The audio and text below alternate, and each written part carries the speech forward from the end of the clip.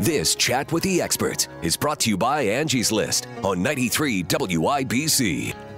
Welcome back to Chat with the Experts, brought to you by Angie's List.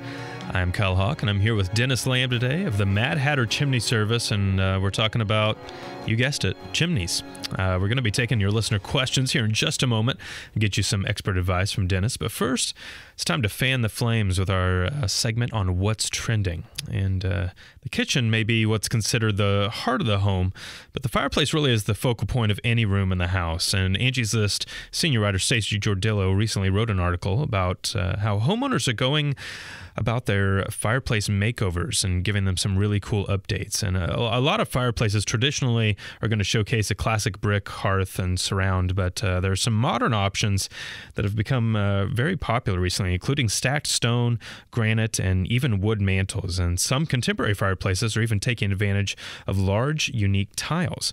So Stacey talked with Todd Glacken, a fireplace designer in Cincinnati, who offered up solutions for anyone looking to give their fireplace a facelift. And Glacken says that for wood-burning fireplaces, you can replace the glass door for an instant improvement with some much improved functionality. If you have prefab wood fireplace or a gas fireplace, you can do a refacing that changes the entire look of the old outdated box without the cost of removing or replacing the entire fireplace itself. One Angie's List member had her fireplace updated with patterned slate tile and cultured hearthstone surround that really made the area pop. Another decided that quartz would be a good choice after recently having their kitchen countertops redone. And there really are more options than ever when it comes to your fireplace. You can really turn it from drab to fab, as Stacey outlines in her article. If you want to read that full piece and get some ideas for how to spice up your own fireplace, you can read the article and many others on the subject at angieslist.com/articles. All right, that's what's trending for today. And now it's time to field your listener questions and get you some feedback. It's our Consumers Ask segment. And every week here on the show, we take questions from Twitter, Facebook, and our online Angie's List Answers forum, and we get you some advice from our expert guests. And that guest today is Dennis. Dennis, are you ready? Sure. All right, let's get started with a question from Chris. He wants to know about safety concerns when it comes to his freestanding wood-burning stove or insert. We talked a little bit about those when you and I had talked before. It seems like there are some things that you really need to know if you're going to be using one of those inside your home. Correct. And it's real important to make sure you are code compliant with any type of those appliances. A freestanding stove has to have proper clearances to anything that's combustible. Those get very hot, up to 1,000 degrees or so. So you got to make sure that you have clearance to anything combustible. And quite honestly, that is usually a bigger space than most consumers realize when they get into it. It has to be then also surrounded with masonry-like material or heat-resistant shields that allow anything within even past 18-inch clearance to combustibles to still have plenty of protection. Yeah. Those also, you have to make sure those are vented properly. It's real important to make sure that the liner system connected not only contains the products of combustion of those, also has a proper cap on it, and is also tall enough. One of the things that we run into many times is a lot of these stacks not being tall enough. There is a rule regarding their height called the 3-2-10 rule. It's simple in that any chimney coming out of the top of the house or a flue pipe should be at least 3 feet tall.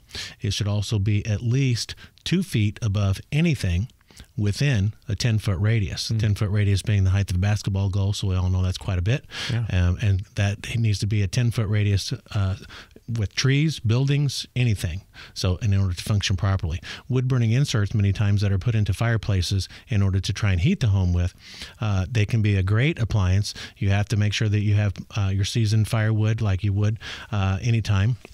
But also those have to be connected generally to a stainless steel liner system that vents out the existing old style fireplace, if you will. Yeah. Many times they are not, and if they are not installed like that, then they are not code compliant according to the NFPA 211, and they are also a much bigger ordeal to sweep and inspect because they have to be removed from the fireboxes. Many times, since these weigh 400 pounds or more, then that in and of itself can be a real difficult task. So those should be lined. So, but heating appliances in the home can be great, but it is very, very important to make sure that they are code compliant in order to keep everybody safe. Yeah. Those consumers also use a lot of firewood, and therefore that's why there's a more of a soot and creosote buildup, because many times those are going, much of the day. Yeah. Absolutely. A lot to think about there. Brenda's asking how to know when she needs to hire someone for masonry repairs on her chimney. And you and I had talked a little bit about even in doing that, you really want to know who you're hiring to get up there and take a look at that. Absolutely. Well, masonry repairs are real important, and we certainly do those, and those are important. Let's first talk about what you might want to be looking for when you're hiring somebody to do a sweep and inspection on your fireplace. I would highly recommend that you find a professional who is certified. I've been through the National Chimney Sweep Guild, their training school twice, certified twice. One of my staff members is certified, and everybody else is working towards it. We are code compliant when it comes to the NFPA 211, as well as international residential codes that we study and make sure that we comply with. And it's important that whoever does a sweep and inspection on your fireplace knows those codes and is also certified. Yeah. So that'd be a great idea, as well as insured. So as far as the masonry repairs, it's important to make sure you have somebody that's capable of doing all these. When to know when you have masonry repairs, I'll be honest to say, a lot of times by the time the consumer calls us, it's past time that they might have known that they needed those masonry repairs. As part of a sweep and inspection, many times we can get on the roof and or inspect and see what all's going on, but it all starts with the cap of a masonry chimney being the crown of the masonry chimney being at the top of all the masonry work. Many times, if that's been compromised early on in the construction, then that would lead to moisture invasion and start some of that deterioration. What consumers can see many times on their brick chimneys, for example, is what is referred to as brick spalling. And that is when you see the face of the brick coming off. They'll see that collecting on their roof or dropping into their yard, and that's what brings it to their attention many times. Brick spalling occurs when the brick itself gets moisture laden.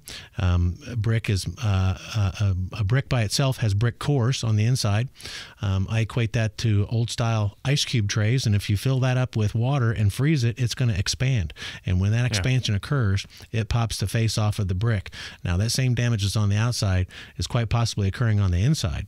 And so therefore, many times you have to remove the damaged brick and replace and or remove several courses of the brickwork and put those back. That's when we recommend a really good cement crown be put at the top to keep that from repeating itself again. But those repairs can be done as well. I wonder if you see any common mistakes when people are trying to do some of these tasks themselves, whether it be a masonry repair or even sweeping the chimney themselves. I know my dad always used to crawl up on the roof and, do the chimney sweep job himself, but I can imagine there are some things that you see regularly where people are just missing the bar. Right. Let's address that situation where you talked about your father sweeping his own chimney. We've seen some of that before, and it's all right. I certainly enjoy do-it-yourself consumers and think that to a degree that's okay, but it does not. If you're sweeping a regular older masonry-style fireplace, sweeping the flue from the top down, you can remove soot and creosote buildup from the flue itself, but unless you have the proper tools, you'd have to do the smoke chamber from the firebox up. Right. We use centrifugal spinning brushes that kind of scour the smoke chamber to really clean that up. That's one of the most dangerous parts of the system itself, and one of the areas where the NFPA 211 has been tightened up from its 2006 publication to the 2013 publication. Okay.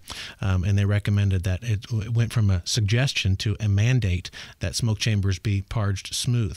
Well, during the sweep and inspection process, that smoke chamber has to be cleaned out, and that really can't be achieved from the top-down sweep, and most consumers are not going to have the proper tools to do that as well. Right. So, as well as containment of any soot and creosote that might come out of the fireplace. You don't want that. You want to make sure that you have proper precautions in place to make sure that you don't cause an accident or anything. No kidding. So, you really want to know how to handle that material before you start trying to do it yourself. That's going to do it for our listener questions for this week. As always, a big thank you to everyone out there listening and sending in their questions. If you've got one you want to ask us, you can find us on Twitter or on Facebook. Ask your question there, or go to our online forum. It's answers.angieslist.com. You can post your question. We've got qualified service providers and other homeowners just like yourself that are on the forums asking and answering questions. It's a great place to get some good consumer information. Dennis, I want to thank you so much for taking the time to join us today. You gave us some really great information. Thank you very much for having me, and appreciate the time. Yeah, definitely. That's going to do it for Dennis Lamb of the Mad Hatter Chimney Service.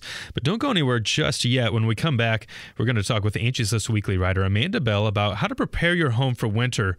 We're getting warmer. You're listening to Chat with the Experts, brought to you by Angie's List. Do you love a good bargain? Angie'sList.com showcases popular deals from highly rated local companies so you can save time and money on the home and health services you need most. Remodeling your kitchen? Painting your house? Cleaning your carpet? We've got a deal for that. Angie's List members even have access to exclusive discounts, up to 80%. Don't waste another day or another dollar. Start shopping now at Angie'sList.com.